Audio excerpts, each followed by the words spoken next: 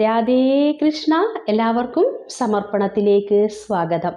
നവരാത്രി ദിനങ്ങളാണ് കടന്നുപോയിക്കൊണ്ടിരിക്കുന്നത്. ഏറ്റവും അമൂല്യമായ, ഏറ്റവും ഭക്തിസാന്ദ്രമായ ദിവസങ്ങളാണ് ഈ നവരാത്രി ദിവസം.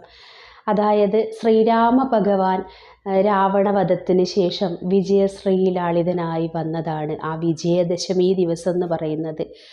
സീതാ അപഹരണത്തിന് ശേഷം ആ സേതുബന്ധനത്തിന് മുൻപായി ഭഗവാൻ 3 ദിവസത്തോളം കഠിനമായ വ്രതം ആചരിക്കുകയും ആ ദശമി ദിവസം ആയുധമേന്തി രാവണനെ വധിക്കാനായി പോവുകയും ആ വിജയദശമി ദിവസം വിജയശ്രീലാളിതനായി തിരിച്ചു വരികയും ചെയ്തു എന്നാണ് പറയുന്നത്. അപ്പോൾ നമുക്ക് മനസ്സിലാക്കാൻ സാധിക്കുന്നത് ആ ദേവന്മാർ പോലും ദേവിയെ പ്രീതിപ്പെടുത്താൻ വേണ്ടി വ്രതം ആചരിച്ചിരുന്നു എന്നുള്ളതാണ്.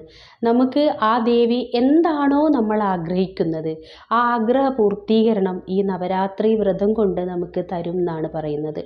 അതായത് നമ്മൾ വിദ്യാലാഭത്തിന് വേണ്ടിയാണെങ്കിൽ ആ വിദ്യയും, അല്ല നമ്മൾ പുത്രന് വേണ്ടിയാണെങ്കിൽ പുത്രകാര്യസിദ്ധിയും, ധനത്തിന് വേണ്ടിയാണെങ്കിൽ ധനവും, ഇനിയല്ല മോക്ഷത്തിന് വേണ്ടിയാണെങ്കിൽ ആ മോക്ഷവും ദേവി പ്രദാനം ചെയ്യുന്നുള്ളതാണ്. ശരിക്കും ആ അമ്മ പരമേശ്വരി എന്ന് പറയുന്നത് ഈ പ്രകൃതിയായി, ഈ ജീവനായി, ശരിക്കും ഒരു സൃഷ്ടിക്കുള്ള ഏറ്റവും, നമ്മൾ പറയില്ലേ ഒരു സ്ത്രീ, ഒരമ്മ എന്ന് പറയുന്നത് ഒരു സൃഷ്ടികർത്താവാണ്. അപ്പോൾ അത്രത്തോളം സ്നേഹത്തോടെയും വാത്സല്യത്തോടെയും ഇഷ്ടത്തോടെയും തൻ്റെ മക്കളെ ഓരോരുത്തരെയും ചേർത്ത് പിടിക്കുന്ന ആ മഹാദേവിയുടെ ഭാവത്തിൽ നമ്മൾ എന്ത് കേണപേക്ഷിച്ചാലും നമുക്കതൊക്കെ തന്നെ അത്രയും വാത്സല്യപൂർവ്വം ആ അമ്മ നമുക്ക് തരുന്നതാണ്. അപ്പം നമ്മൾ ഈ നവരാത്രി ദിവസം നമുക്ക് ഓരോരുത്തർക്കും കുലദേവതകളുണ്ടാവും അല്ലേ? അഥവാ എനിക്ക് ആ കുലദേവതയെ അറിയില്ലെങ്കിൽ പോലും ദിവസവും നിങ്ങൾ പ്രാർത്ഥിക്കുന്ന സമയത്ത്, വിളക്ക് കൊളുത്തുന്ന സമയത്ത് നിങ്ങൾ പറയുക, എനിക്ക് അറിഞ്ഞോ അറിയാത്തതോ ആയ കുലദേവതയെ ഞാൻ വന്ദിക്കുന്നു എന്ന് പറഞ്ഞുകൊണ്ട് നമ്മൾ എല്ലാ ദിവസവും ആ അമ്മയെ ഒന്ന് ഓർമ്മിക്കണം. കാരണം നമുക്ക് നമ്മുടെ പെറ്റമ്മയെ പോലെ തന്നെ ഏറ്റവും മൂല്യമുള്ളതാണ് ആ കുലദേവത എന്ന് പറയുന്നത്. നമ്മുടെ കുലത്തിൻ്റെ ദേവതയാണ്, നമ്മുടെ ആ വേരാണ്. അപ്പം നമുക്ക് ഇല്ല എന്ന്, എനിക്ക് കുലദേവത ഇല്ല എന്ന് ഒരാൾക്ക് പോലും പറയാൻ സാധിക്കില്ല. കാരണം എന്തുകൊണ്ടാണെന്ന് വെച്ച് കഴിഞ്ഞാൽ അമ്മയില്ലാതെ കുഞ്ഞുങ്ങളുണ്ടാവില്ലല്ലോ. അപ്പം നമുക്ക് എല്ലാവർക്കും പലതരത്തിൽ ഓരോ സമുദായങ്ങൾക്കനുസരിച്ച് ഓരോ കുലദൈവതയിൽ വ്യത്യാസപ്പെട്ടിട്ടുണ്ടാവും. ശാക്തേയമാകാം, അന്നപൂർണേശ്വരിയാവാം, അങ്ങനെ പലതരത്തിലുള്ള ദേവതാ സങ്കല്പങ്ങളുടെ, ചിലത് ആരൂഢത്തിൽ നമ്മൾ ആരും കാണാതെ പൂജകളൊക്കെ നടത്തുന്നതുണ്ടാവും. അതൊന്നും തന്നെ കാണാൻ പാടില്ലാത്തത് തന്നെയാണ്.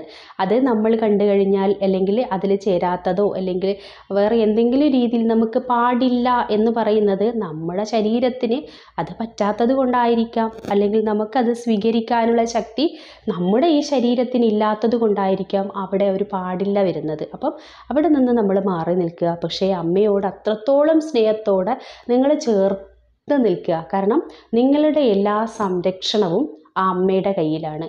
നമ്മൾ കുലദേവതയെ മറന്നുകൊണ്ട് നമ്മൾ ബാക്കിയുള്ള നമ്മുടെ ഇഷ്ടദേവതയെ പോയി തേടുമ്പോൾ ഉണ്ടാവുന്ന കാര്യം എന്താണെന്ന് വെച്ച് കഴിഞ്ഞാൽ, നമ്മൾ സ്വന്തം അമ്മയെ നോക്കാതെ നമ്മളൊരു പോറ്റമ്മയുടെ പിന്നാലെ പോവുകയാണ്. പക്ഷേ ആ പെറ്റമ്മ എത്രത്തോളം വിഷമത്തോടെ നോക്കുന്നുണ്ടാവും അല്ലേ? അതുപോലെ തന്നെയാണ് നമ്മുടെ കുലദേവതയെ നോക്കാതെ നമ്മൾ ഇഷ്ടദേവതയെ തേടി പോകുമ്പോൾ, നമുക്ക് എന്ത് കാര്യം ജീവിതത്തിൽ വരുമ്പോൾ, നല്ലതോ ചീത്തയോ എന്ത് കാര്യം വരുമ്പോഴും, നമുക്കൊരു നല്ല കാര്യം വരുമ്പോൾ അമ്മയോട് അനുവാദം ചോദിച്ചുകൊണ്ടും, ചീത്തക്കാര്യം വരുമ്പോൾ അമ്മയോട് സങ്കടം പറഞ്ഞുകൊണ്ടും ഒക്കെ നമ്മൾ എന്ത് കാര്യം പുതുതായി തുടങ്ങുമ്പോൾ അമ്മയ്ക്ക് എന്തെങ്കിലും അമ്മയ്ക്ക് എന്താണോ ഇഷ്ടം, നെയ്യാണോ വെളിച്ചെണ്ണയാണോ എന്താണ് ഇഷ്ടം അവിടെ നേദിക്കാൻ, ആ ക്ഷേത്രത്തിൽ എന്താണ്, അല്ലെങ്കിൽ ചിലപ്പോൾ വീടുകളുടെ ഉള്ളിലൊക്കെ ആയിരിക്കും പീഠം വെച്ച് പൂജിക്കുന്നുണ്ടാവുക. ആ രീതിയിൽ നമ്മൾക്ക് കൊണ്ട് കഴിയുന്നത് നമ്മൾ ചെയ്യുക. വർഷത്തിൽ ഒരു പ്രാവശ്യമെങ്കിലും, പ്രത്യേകിച്ച് ഈ നവരാത്രി നാളുകളിൽ ഏതെങ്കിലും ദിവസം ആയിരിക്കും കുലദേവതയ്ക്കുള്ള പൂജകൾ നടക്കുക. അതുകൊണ്ട് ആരും മറക്കാതെ ആ പൂജയിൽ പങ്കുകൊള്ളുക. നിങ്ങൾക്ക് കഴിയുന്ന രീതിയിൽ അവിടെ എന്താണോ, നമ്മളിപ്പോൾ അമ്മയെ കാണാൻ പോകുമ്പോൾ വെറും കയ്യാലെ പോകുമോ? ഇല്ലല്ലോ. അതുപോലെ എന്തെങ്കിലും കൊണ്ടു കൊടുക്കുക.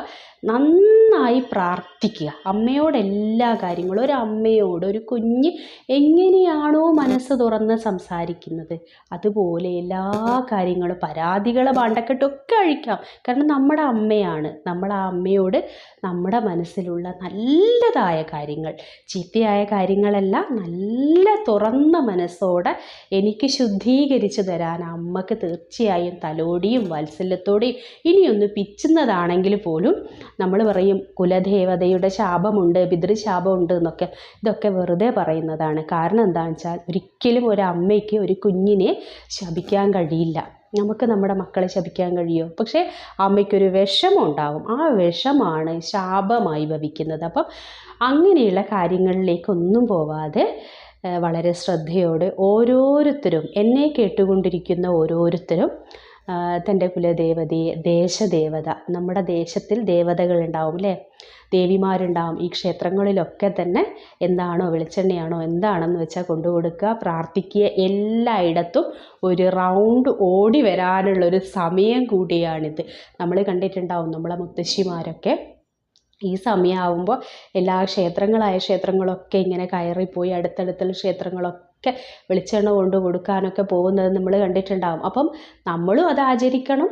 നമ്മൾ ആചരിച്ചാൽ മാത്രം പോരാ, നമ്മുടെ കുഞ്ഞുങ്ങളെയും അതുവഴി നടത്തിക്കണം. കാരണം നമ്മളില്ലാതാവുമ്പോഴും, നമ്മുടെ തലമുറ ഇല്ലാതാവുമ്പോഴും നമ്മുടെ അടുത്ത തലമുറ അത് ആചരിച്ച് അവരും ആ വഴിയേ മുമ്പോട്ട് കൊണ്ടുപോകണം. കാരണം നമ്മുടെ പ്രൊട്ടക്ഷൻ, നമ്മുടെ ഒരു കവചമാണ് ആ അമ്മയുടെ, കുലദേവതയുടെ ഒരു കവചം. അമ്മ എന്നും തൻ്റെ മക്കളെ പൊതിഞ്ഞ് സംരക്ഷിച്ച് പിടിച്ചുകൊണ്ടാണ് യാത്രയാവുക.